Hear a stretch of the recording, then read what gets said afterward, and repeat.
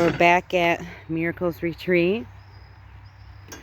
We have the sill all finished.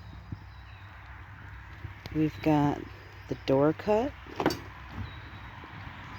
And we are starting the frame. So we've measured out 1.5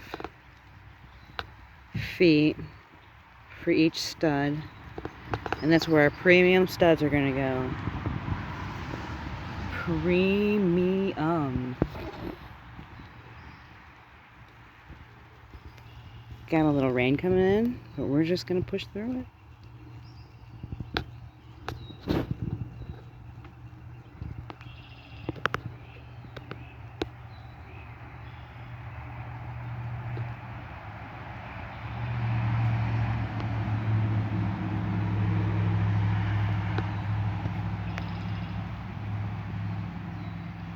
All right, back to it.